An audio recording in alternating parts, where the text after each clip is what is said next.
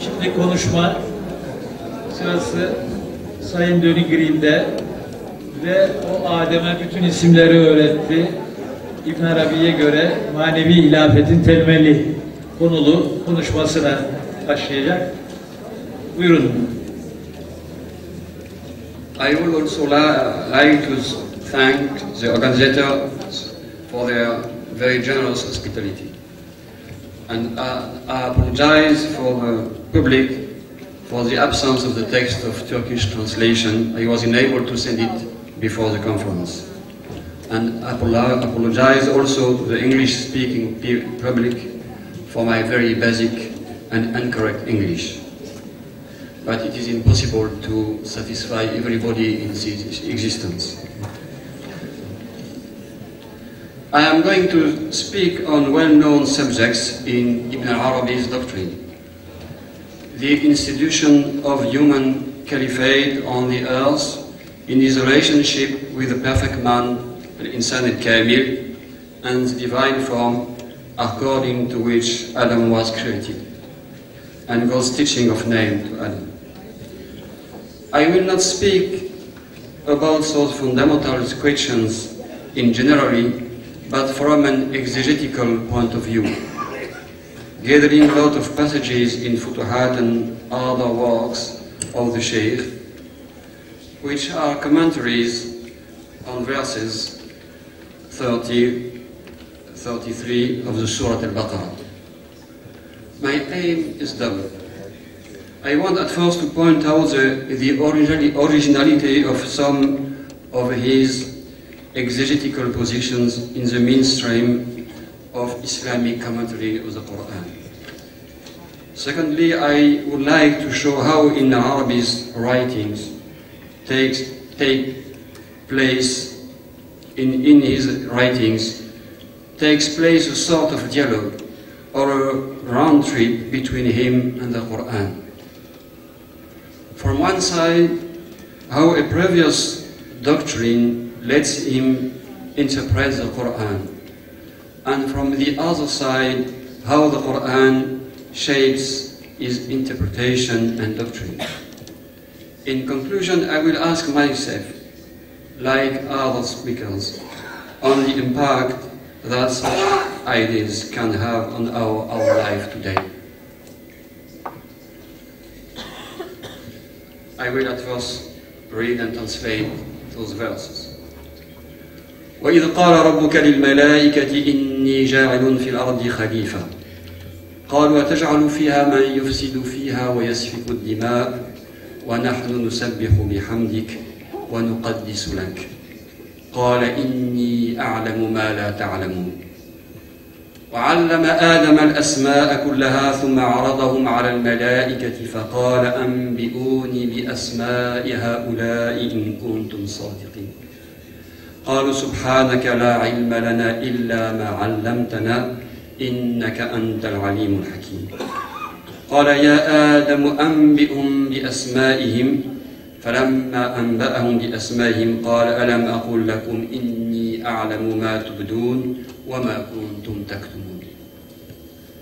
And when the Lord said unto the angels, Lo, I am about to place Viceroy, Khalifa in the earth, they said, to place the Rhine one who will do harm the Rhine and will shed blood, while we hymn thee praise and sanctify thee.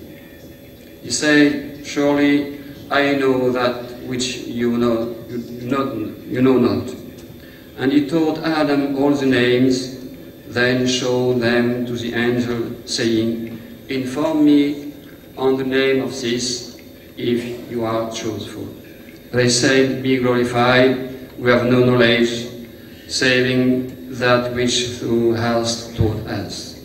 Lo, thou only thou art the knowers of eyes. He said, O Adam, inform them of their names, and when we had informed them of their names, he said, did I not tell you that I know the secret of the heavens and the earth, and I know that which you disclose and which you hide.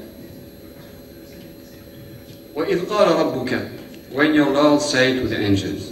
Ibn al-Arabi remarks here that the pronoun ka, you, is referring to the Prophet Muhammad.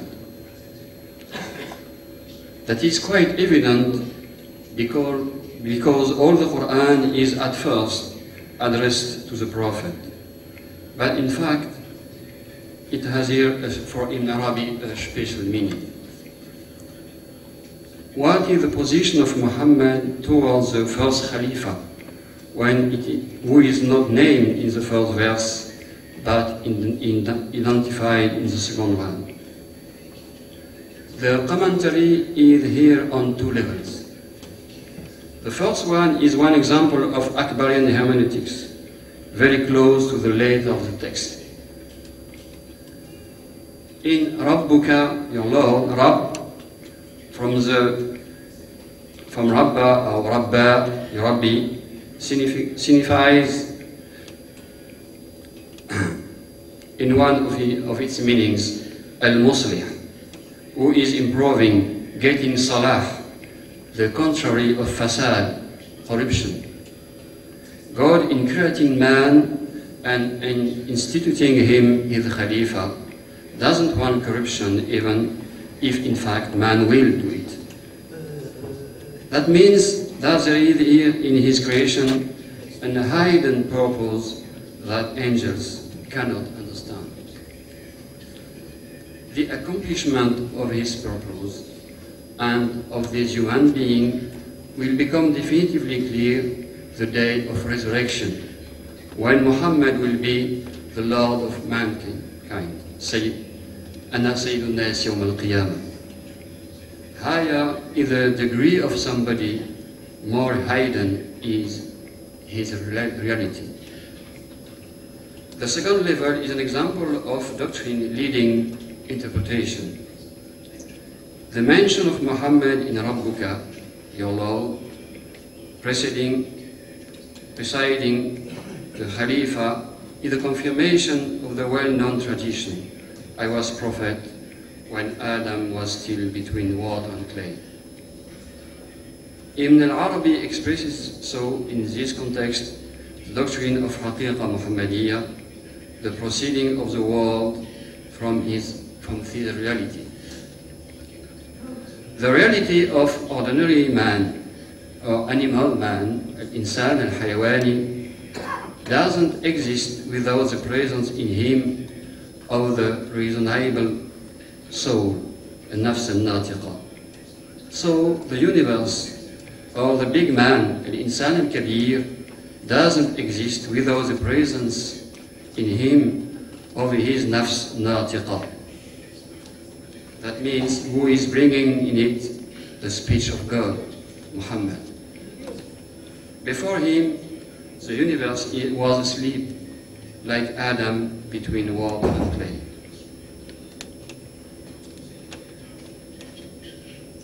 Ibn Arabi, in the Ijaz al-Bayan, sees the mention of the angels as an honor for them, since they are on the highest level of being. But he asks also himself, if the divine speech is not here addressed to all created beings, which gives, means from the angels are also everybody, which gives to the story a much more actual meaning and solves the problem of Iblis being among the angels. Protest of the angel poses the question of nature of the man called here Khalifa, and also the question of a relationship between man and angels. In the 7th chapter of the Futuhat, on the knowledge of the beginning of human bodies, the Shaykh describes successively the creation of all beings until creation of man. God, as it is told in many traditions, asks the angels to bring different sorts of earth and knits them together by his two hands, the expression of duality in man. God gives also each angel something in trust, wadi'a, and say to them, when I will have created the man, give him those things. And when I will have breathed my spirit in him, fall for him in prostration. The Shaykh doesn't explain what are those things given in trust to angel for man. But we can imagine that they mean the spiritual faculties in man. He described then the constitution of man with the four elements which are in opposition. Because of that, the angels knew that man will be in opposition to each another and say what they say about him. But in fact, those four elements, or humors, are in correspondence with the four main attributes of God: life, science, power, and will. And while the three faculties of the reasonable soul, nafs al-natiqa, representation, reflection, and intellection, completed the four tabai', the seven physical and psychical faculties of man correspond to the seven main attributes of God, the four precedents in addition to speech, hearing, and seeing.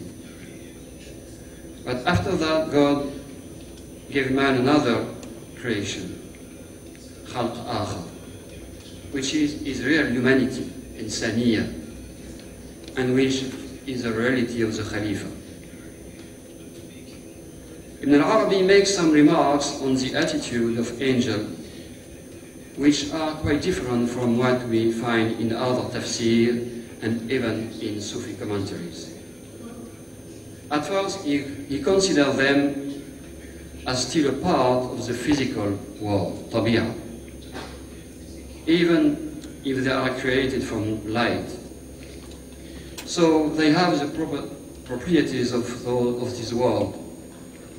In the Fusus, he remarked that contestation is corruption, fasad, exactly what they blame man for. They prefer their opinion to divine science, which is, for Ibn Arabi, a manifestation of miserly temperament, as well. Their jealous zeal led them to error. The Shaykh says, the extreme desire to realize what you want takes someone away from doing what is convenient. All of that is to show that their attitude is in fact in contradiction with the quality of the true Khalifa. In fact, it is one of the external attribute of the Khalifa to shed blood, not from himself, but for the divine law. God demonstrated that to the angel when he sent them for fighting against the enemy of the believers in Badr. They had to kill the enemies, as it is said in the Quran, but at least, and at first, it was God who killed them. External corruption, fasad, can be interior regeneration, salah. Let's go back to the Khalifa.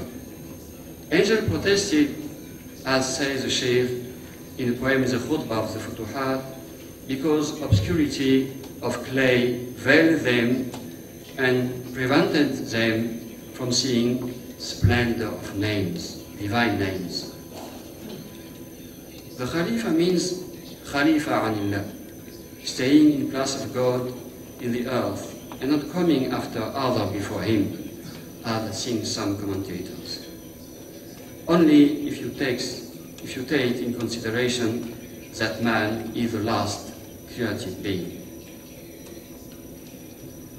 What in Arabic called the human constitution, النشأة الإنسانية, is the insan which appears in paradise, which is place of relation and proximity, Dar Walai. Anger is a form of purification and has necessarily an end in contrary of mercy. The prostration of the angel was a purification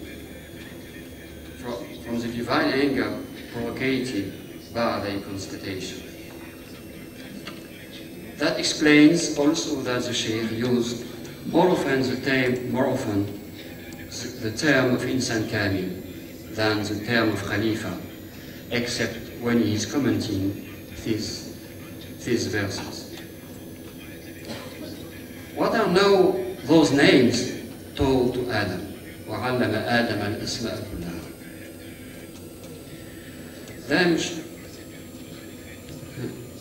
He showed them عرضهم to the angels, saying, inform me of the name of these, بِأَسْمَاءِ هَؤُلَاءِ, using pronouns referring to people, not to things. Ibn al-Arabi refutes the common interpretation, like in Tabari, for example, attributed to Ibn Abbas, saying that God taught to Adam the name of everything, even the dish and the bowl, al-qas'a wal-qusay'a, hatta al-qas'a wal-qusay'a. Ibn al-Arabi deals with this question from different points of view that I will try to summarize. He says in the Ijaz al-Bayan, there are the entities of the name beings by those names in some presence of the existence. There are entities because of the pronoun whom, them. But in the Futuhat, it generally defines them as the names from which being proceed, or the names moving towards existentiation of the universe. الأسماء المتوجهة على إيجاد الكون العالم are all divine names which are in relationship with the world. لها تعلق بالعالم are all the names by which God has given the existence to his own one who is gathering all realities. Anyway, those names are like energies that has to be manifested by the protestation of the angel.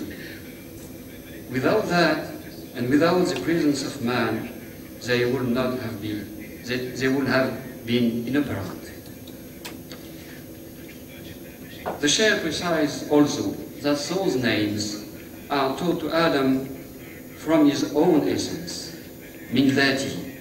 And he says in the Tadbirat that he saw the named realities, al-musammayat, a'yan al-musammayat, in himself, because he is Adam saw the musammayat in himself, because he is who is gathering the secrets of the universe, and he is also the little example.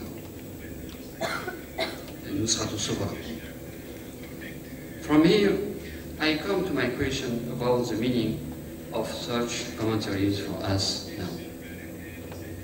The teaching of divine names to Adam from himself is connected to the very often mentioned amana. The amana, the truth which was offered to the heavens, the earth, and the hills. Man carried it because of the strength he felt in himself from his divine form and from the power of divine names, divine attributes of both transcendence and similarity. But those attributes are not in his ones. They are only lent to him, musta'ara. He is unfair zalim, and ignorant, jahul, in whom they belong to, ignorant of whom they belong to, when he says the truth for himself and don't give it back to his owner. Spiritual realization is poverty, faqr, and servitude, ubudiyah, because the servant don't own anything. And it is also for the Khalifa who is in charge of mankind, service, khidmah. We must also remember that for in Arabic there is much difference between perfect man, there is as much difference between perfect man or Khalifa, in whom divine form and names are manifested, and ordinary man, as between man and monkey. So the question is how to become man, and not to stay as some tribe of Banu Israel, metamorphosed in monkeys and worse of that. All teaching of the Sheikh Akbar are oriented toward this alchemical transformation, kimya sa'ada. Man resembles to other creatures by his external creation, khalq, and to divine names by his internal form, khuluq. Aisha tells us that the character of the Prophet, the khuluq, is Quran. And Quran begins by Bismillah ar-Rahman ar-Rahim. The Basmala begins with Bismillah, which is an allusion to Adam, the first Khalifa, who received all the names.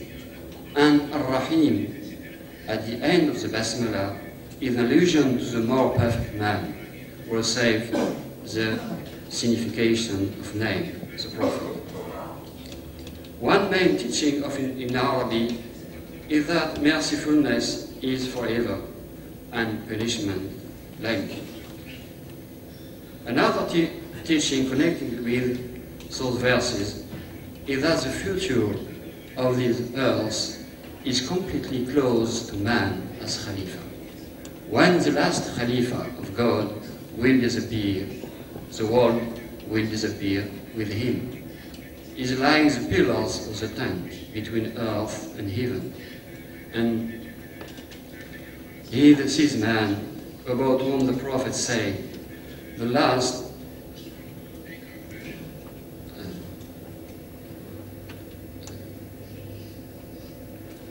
hour will not come until nobody more say in the earth, on the earth, Allah, Allah. So last man will take everything with him to the other world. I conclude with this eschatological view because the other world in Quran and Sunnah and all traditions is nothing but an expression of spiritual interiority. The feeling that something is hidden in us and that we don't know what, but we know that it will happen. God said to the angels, I know that which you disclose and which you hide.